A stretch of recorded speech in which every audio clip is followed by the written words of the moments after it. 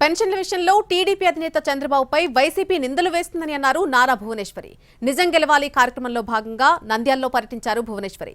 200 రూపాయలున్న pension ని 2000 చేసింది చంద్రబాబుని గుర్తు చేశారు. పెన్షన్లు ఇవ్వకుండా చంద్రబాబుపై వైసీపీ నేతలు కుట్రలు చేస్తున్నారని మండిపడ్డారు భువనేశ్వరి. ఆలోచించి ఓటు వేయాలని జనానికి పిలుపునిచ్చారు. గురించి ఇంటర్ ఉంటారు. ఒక వారం 10 రోజుల నుంచి వాళ్ళు చేసే అరాచకం. వాళ్ళు అవసరమా అమ్మ? ముసలాళ్ళని మంచంలో మోసుకెళ్ళటానికి అవసరమా? ఎక్కడంటే అక్కడ సచివాలయం వాళ్ళని పంపించవచ్చు, పెన్షన్ వాళ్ళకి అందించవచ్చు. దానికి కూడా చంద్రబాబు నాయుడు గారు అర్థం అంటారు. ఏమన్నా అర్థం ఉందా వీళ్ళు చెప్పేది? ఆయన ఎందుకు అడ్డపడతారు? 3000 వచ్చేది ఇప్పుడు మీకు 4000 ఇస్తా అన్నారు. రాత్రి మగలు ఆయన కష్టపడింది ఎవరి కోసం? మీకోసం కష్టపడిన ఆయన పెన్షన్ ఎందుకు ఇవ్వరు వృద్ధులకి? మీరు ఆలోచించాలి.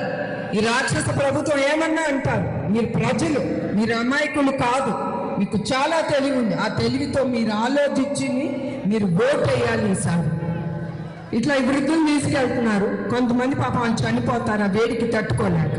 అది కూడా చంద్రబాబు నాయుడే కారణం ఉంటారు. ఇంకా వాళ్ళు తుమ్మితే దగ్గితే ప్రతిదీ చంద్రబాబు నాయుడు గారు